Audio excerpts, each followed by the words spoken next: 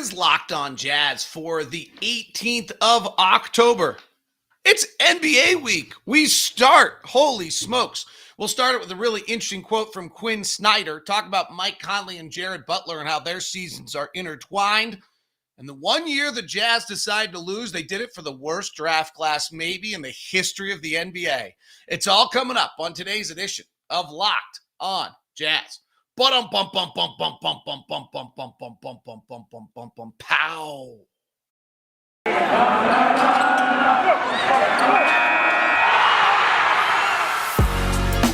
You are Locked On Jazz, your daily podcast on the Utah Jazz. Part of the Locked On Podcast Network, your team every day.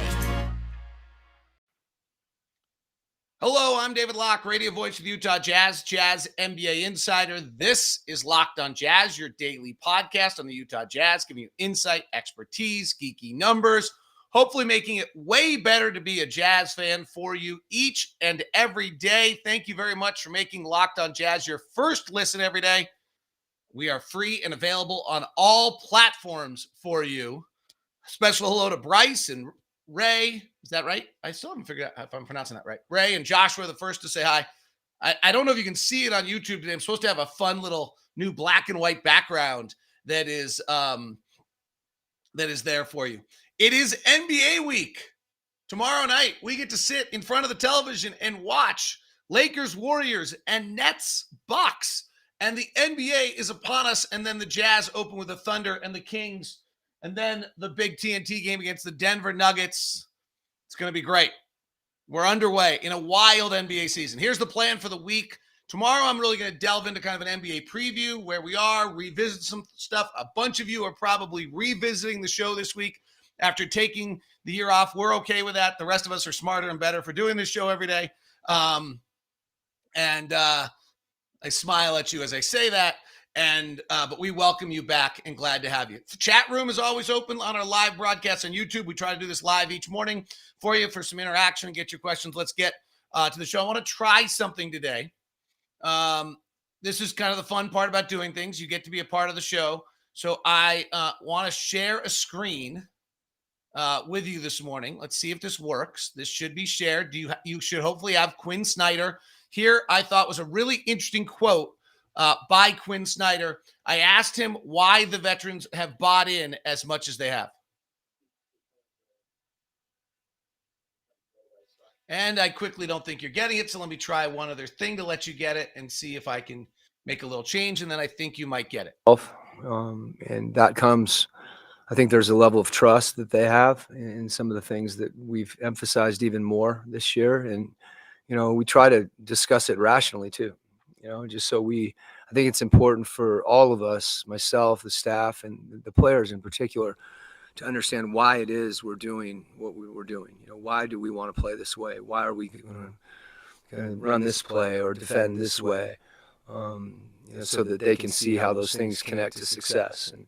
And whether you do that, in this case, there's a fertile ground because there's experience there, across the spectrum, things that we haven't done as well as we want, things that we've had success doing.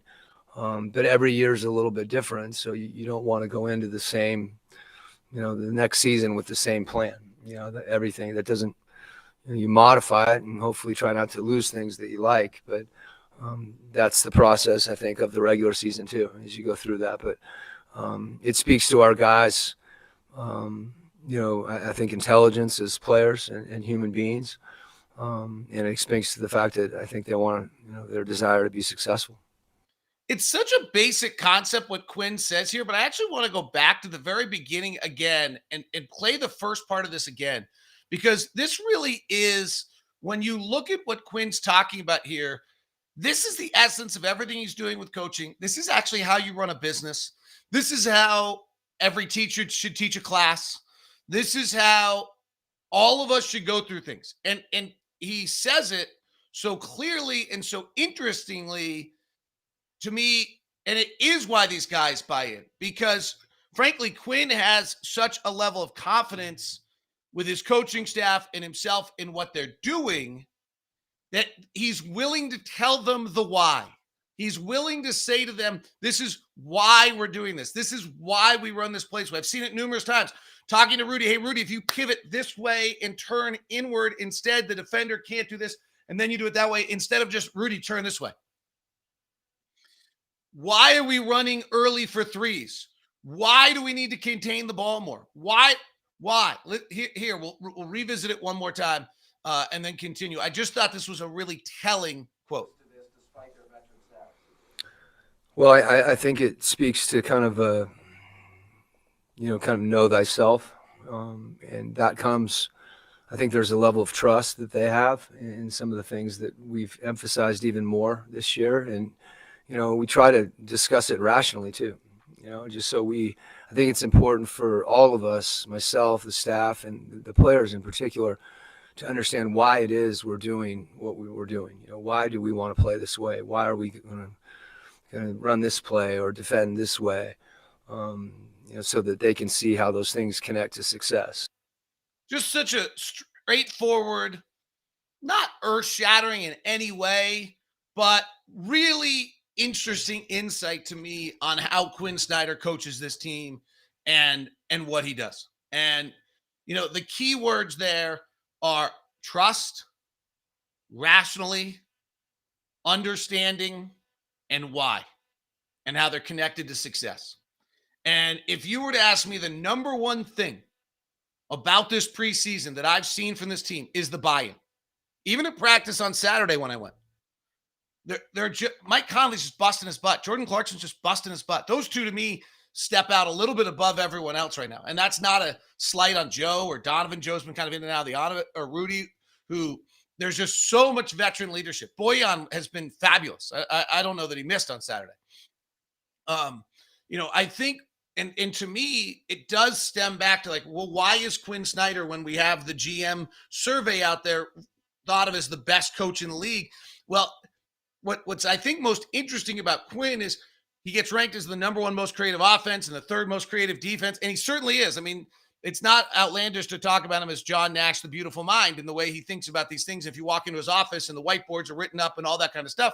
But if you actually were to ask me what I think is the essence of who he is as a coach and what makes him the best at what he does, is this idea that he understands how to communicate a message. He understands how to get things across. He understands what he's trying to, what he's going to have to do to get buy-in. He's not so arrogant in his coaching that he just does it and says, well, this is what we're doing and you have to follow it. It's very different. It's a communication first to his staff. The amount of meetings they had before that team went to Vegas. And then I would guess if Quinn got meetings with a Mike Conley and maybe with a Jordan Clarkson one-on-one and maybe with a Joe Ingles one-on-one or maybe with a Rudy. Start to fertilize that message across the team. Start to get that across so everyone understands it. And then when it's presented, it's not new. The coaching staff understands exactly why they're doing it. The players understand why. And that's what leads to success. I just think thought it was an interesting thing. And that's the story that's jumped out to me the most about camp this year. The second one I think that's most interesting is how our oldest guard and our youngest guard intertwined this season. And I will say both of them just superb at practice on Saturday. Mike Conley and Jarod Butler, both just superb. And the practice Saturday was superb. The whole thing. I can't hear it quite the way it once did. But it just speaks to this whole thing. And then the last part of what Quinn said there I think is important. And this is where the front office deserves a lot of credit. Intelligent players. There's an intelligence and an interesting aspect and a depth to our players. If you're not that type of player, you don't last here very long. It doesn't work for you. If you're just coming out to play the ball, it doesn't work great here. And so you have Jordan Clarkson, the chameleon, with incredible depth and interesting. And so they all interplay, but also who's really a smart player, understands. Joe, smart player. Mike Conley, really smart. Donovan, unbelievable smart. Rudy, maybe if you actually asked me which player on the team was the biggest basketball fan and watched the most and knows the most about the league and the players, I think I go Rudy.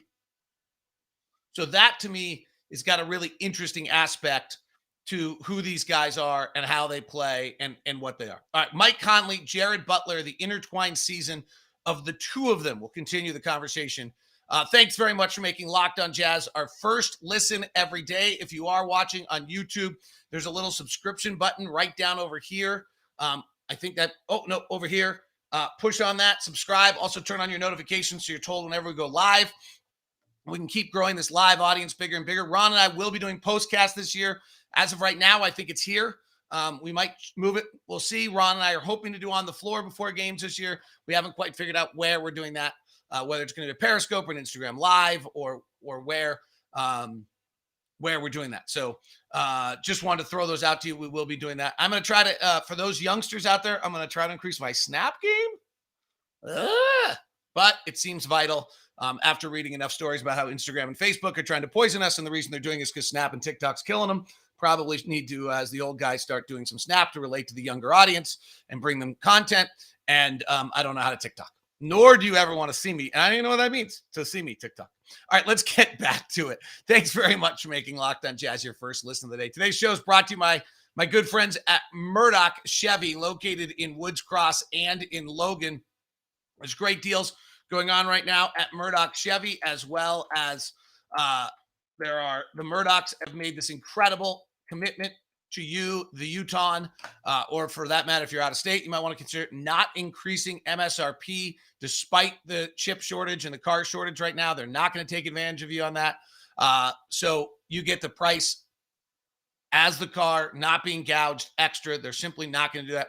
They're also doing a great deal of work this month over at Murdoch Chevy, making strides against breast cancer, as they are for their 11th straight year supporting the American Cancer Society with a bunch of programs this year with Chevy Cares. So make sure you ask about that when you head over to Murdoch Chevy. The lineup of cars is great. It's the Colorado and the Silverado are the great trucks.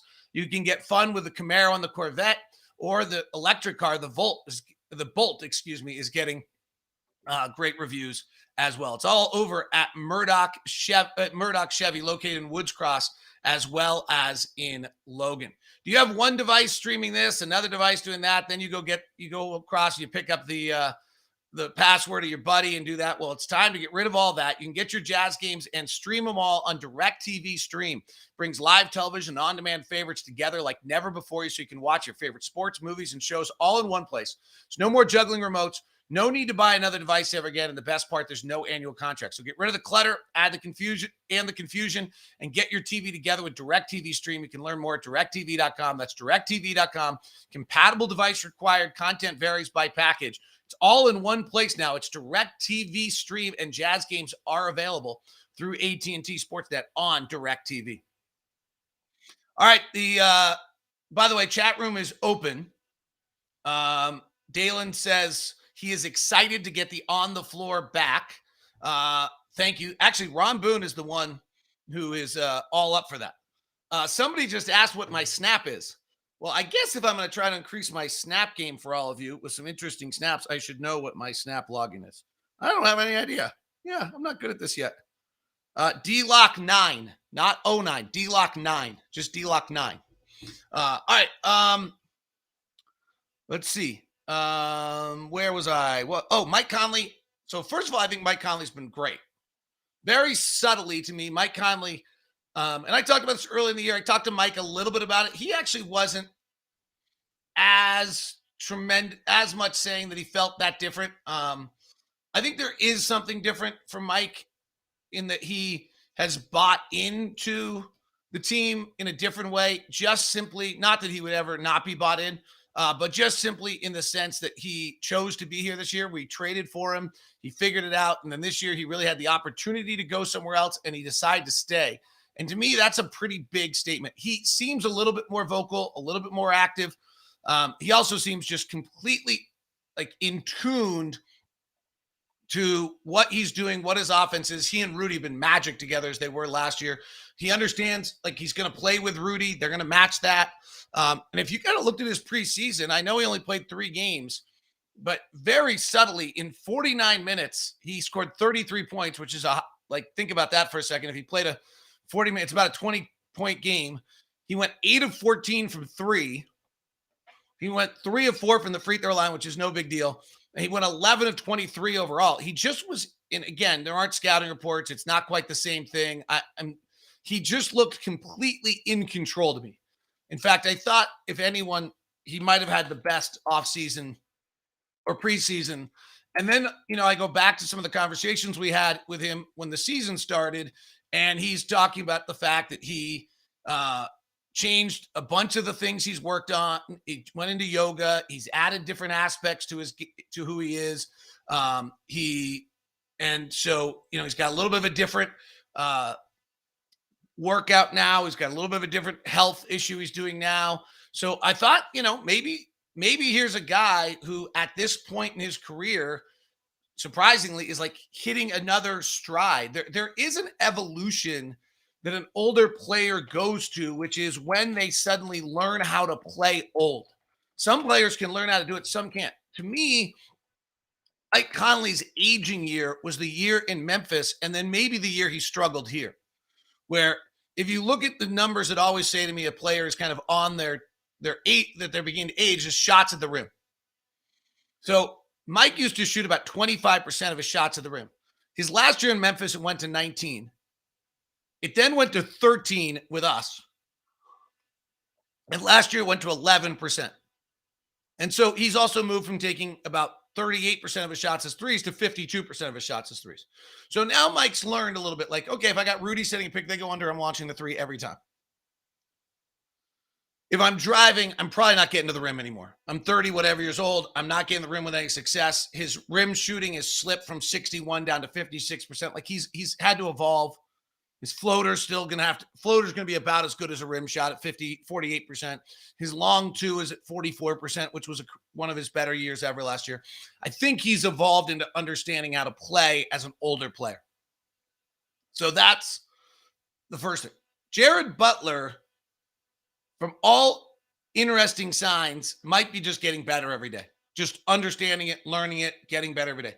He and Trent Forrest both had great camps. Now, Trent, injured, concussion, don't know when we see him again. Those can be lengthy. And it might be unfortunate. It might actually mean it opens the door to Jarod Butler, and that just ends up not opening up a lot of opportunities for Trent after that, because Trent's really played well. But so it does look to me as though if Butler's kind of forcing himself in, what gets interesting here is if you look at Mike's minutes, Mike played in his minutes per game last year, and we blew out a lot of opponents. So he dropped to 29 minutes, and he's played 29 minutes with us. He played 34 in his last year. That's about where he should be. And the way you get him to 29, frankly, is he plays 32, and then we blow people out, and he plays 26, and then you're at 29. The other thing you can start to do with Jarod Butler, if he can figure this out, and this would be a big step for him, is take 2 or 3 minute, 4-minute stints in the first half and the second half, right at the beginning of the fourth quarter, something where suddenly, now 8's too many overall, so you need to take some of Joe Ingles' minutes also. But if you can suddenly get it so that Jarod Butler is actually playing well enough that you're not losing ground in those minutes, and you actually have him matching Rudy Gobert, because Butler probably still needs a really good defensive big behind him. So you take, the Rudy Gobert 34 minutes of action, and you suddenly sneak Jarod Butler in at, let's say, 3 minutes in each half. Now you have Mike down to 28. That maybe preserves Mike a little bit for the season. That suddenly having this now that's only 6 minutes for Butler. And so maybe you try to extend some Joe Ingles minutes in there, and then you suddenly get him up to 10, because that's just an easier thing for him to play if he can play in little 5-minute windows instead of 3 minutes. It's hard for players to play in 3 minutes, particularly guys who've started their whole lives. That's a big adjustment. And I think he would have a tendency to overplay those minutes a little bit right now at this stage. But this is when you have a chance now to intertwine the success of Mike Conley based on Jarod Butler being able to play a little bit. This is, to me, where Jarod Butler's most important. If Jarod Butler can play a little bit and then have some success and play a little bit more, the true impacts it has on this team is, one, you can lessen the burden on Mike Conley. And now Mike Conley is suddenly down to 28, 26 minutes, not because he's not great. I think he's going to be amazing this year, and he looks just so good, but you just preserve his body. And I think Mike's at a stage of his career where it's all right. The second thing is if Butler, so now stage 2 would be that Butler's doing that so well, you want to extend him out. Now you can either take some minutes off Joe or you can slide Joe down to some power forward minutes, which means he doesn't have to have the ball in his hands. He doesn't go through as much burden. He's not guarding someone who's difficult to guard. And it allows Joe to do some things he might not do otherwise. Those to me are where Jarod Butler is kind of the key to our older guys. We just don't have these youthful players on our roster. And so to me, that's going to be a really interesting one to be able to make these steps is if Butler can play and more indication that he can. More and more indication. He looks better and he's still, you know what? I actually went back and reread Peachtree Hoops scouting report on him, the Stepien scouting report on him. Everyone actually nailed it. The negative is still true. He's just not big enough or athletic enough that inside the trees he can go make a play. But if the floor is spread and he can work that, he's got an incredible handle. He's got the ball in the string. He can get himself in the lane. He can create some stuff as long as the floor is spread and there's open area there. The flip side is he really can shoot it. The kid can really shoot it. And he's got that step back three, and it looks incredibly comfortable from an NBA distance, which you just didn't know. And that really means he's going to be able to play. That's pretty awesome. So I think that's an exciting piece. That's, kind of our last unknown piece is whether Hassan Whiteside can figure out. Really interesting conversation with Hassan yesterday. I wasn't playing on Saturday. Wasn't totally planning to get into that, but we can. We talked about it a lot on the show about him learning the picks and various things, and he's talked about it, and he felt that he was obviously much better in the last game of the preseason. So we'll see whether that continues. The Utah Jazz only once, compared to most franchises, tried to be absolutely awful. They consciously tried to lose games. It drove Tyrone Corbin nuts. It was a sketchy year. And we did it because of the incredible draft class that was coming. And it turned out to be the worst draft class, maybe, of all time. We'll talk about it coming up next here on Locked on Jazz. Thanks very much for making Locked on Jazz your first listen of the day. NBA sees we are free and available on all platforms for your second listen. Everything you need to know from contender to pretender around the NBA. It's the Ultimate Insider Season Preview, the biggest, most comprehensive season preview you can get wherever you get your podcast. It's the Ultimate Insider NBA Season Preview. It's an Odyssey Locked On production. Today's show is brought to you by our friends at Built Bar. What do they have today? They've just been killing it with the Rocky Road and the Lime. And today it's Cookie Dough Chunk Flash Sale. It's back and available. Cookie Dough Chunk. I've been eating a ton of Cookie Dough Chunk. The Rocky Road is still available as well. They are on 100% real chocolate, 100% really delicious. Available for you right now at Built.com with the promo code LOCKED15. You can get yourself 15% off on the latest from Built Bar and all of the Built aspects of things. The incredible flavors are out there, and the 17 to 18 grams of protein, calories ranging from 130 to 180, only 4 or 5 grams of sugar, and only 4 or 5 grams of net carbs. Built Bar is the official protein bar of the U.S. track and field team. And right now it's got really the most important thing is it's got Cookie Dough Chunk, and Strawberry Puffs are also available for you. And Rocky Road. There's just so many good things. And Cherry Lime. It's all at Built.com. Promo code LOCKED15 gets you 15% off. Prize Picks has the best NBA daily DFS prop game on the market. Prize Picks offers more NBA props than any other DFS prop operator and offers all the superstar players as well as bench players, only recording a handful of minutes of each game. Prize Picks offers any prop you can think of, from yardage, touchdowns, to even interceptions thrown. And if you're getting ready for the NBA season, 100% instant deposit match up to $100. Just be sure to use the promo code NBA. You pick 2 to 5 players and over/under on their projections up to win.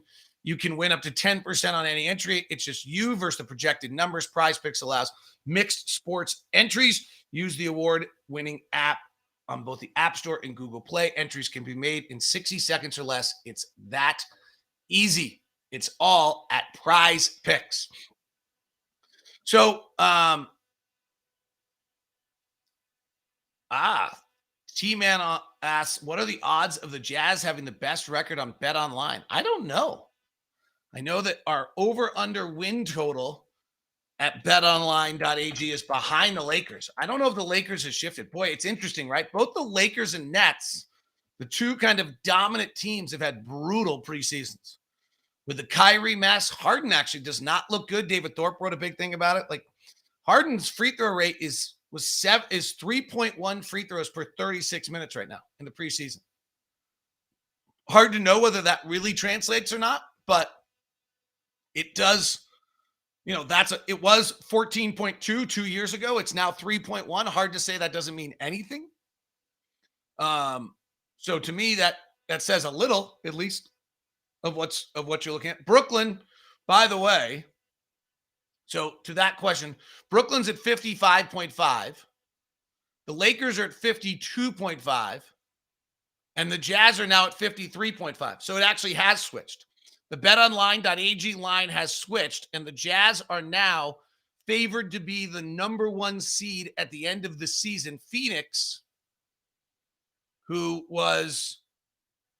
is at 51.5. So there has been a shift. The Lakers over-under number is down after their preseason, and the Jazz have moved into the number 1 slot for the best record in the West. It's not, we're just going to be really good.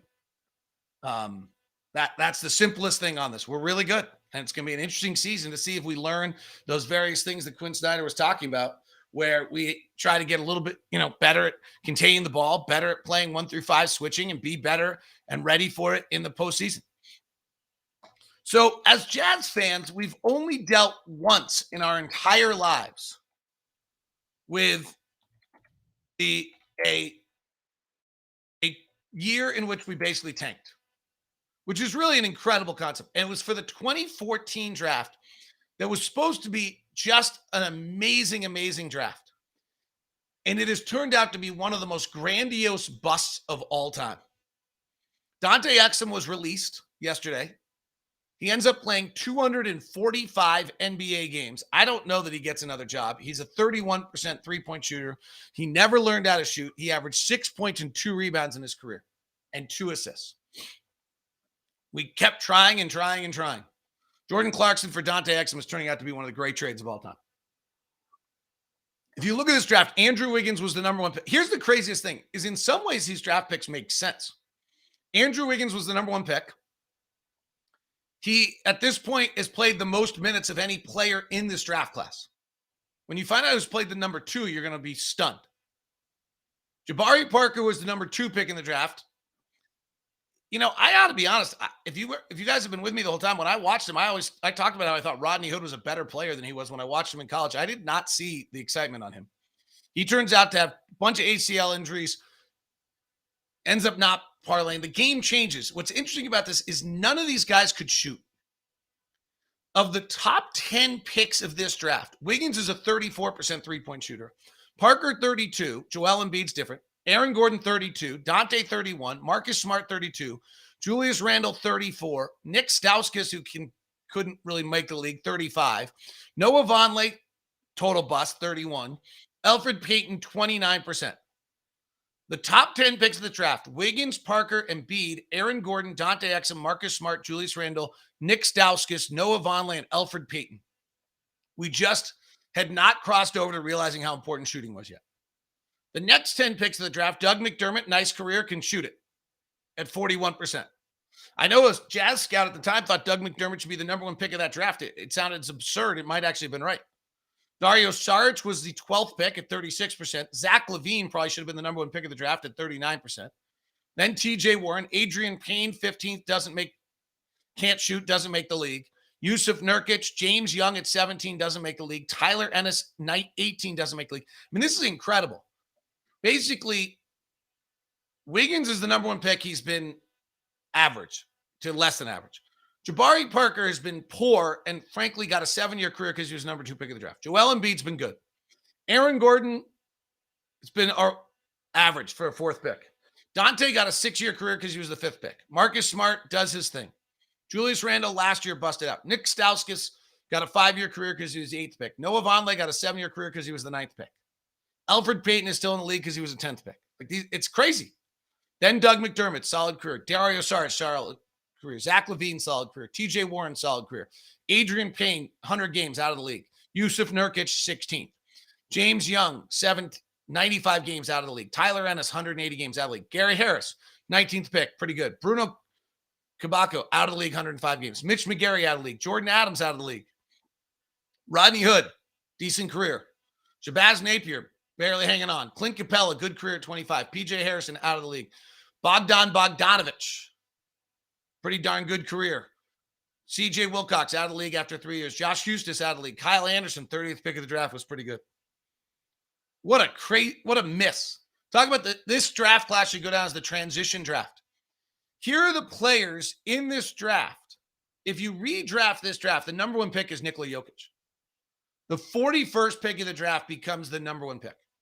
By win share, it's not even close. He's at 64. Number 2 is actually Clint Capella, but Joel Embiid would probably be the number 3 pick. Julius Randle is 5th in win share, would probably be the next pick. But Dwight Powell, who was drafted 45th, is actually 4th in win share in this draft. Jeremy Grant was the 39th pick, is 6th. The top 6 win share players, 3 of them were second-round picks. I mean, really an incredible draft in regards to the league just not knowing who it was themselves. A universal miss across the board. Of the top 10 picks, 5 of the top 10 win shares of the 5 of the top 10 win share players were 30th or later in the draft. Kyle Anderson, 30, Joe Harris, 33, Jeremy Grant, 39, Nikola Jokic, 41, Dwight Powell, 45. Crazy. Of the top, and Capella was 25th, and he's number 2 on the win share. Minutes played in the class. Jordan Clarkson's number 2 in the entire class in minutes played. Wiggins 1, Clarkson 2, Randall 3, Jokic 4, Smart 5, Jeremy Grant 6, Aaron Gordon 7, Zach LaVine 8, Elfrid Payton, and Gary Harris. Rodney Hood's 12th. And complete just transformational draft class in the sense that the league didn't know where they were. If you did not read the Kevin O'Connor, Rudy Gobert piece, great piece on Rudy's determination, winning a Sony PlayStation at one point in his career, leaving his mom, a lot of stuff we've talked about before, but a great reminder, and just his other determination to be great was very obvious. So make sure you go grab that in the Ringer. Nice job by Kevin O'Connor. This is Locked on Jazz. Thank you very much for making us the first listen. Ultimate NBA preview today. It's a bunch of episodes. Go binge it. Odyssey Locked On production. Have a great one. Thanks very much for tuning in. Subscribe button right there. Thank you very much. On YouTube, set the notifications. Join us live. Good audience today. I greatly appreciate you. It is NBA season. Tomorrow we'll do much more of a season preview type stuff. And then Wednesday we'll get ready for the Thunder. Friday the Kings. Next Tuesday at Denver. We're ready to roll. It is Locked On Jazz, part of the Locked On Podcast Network.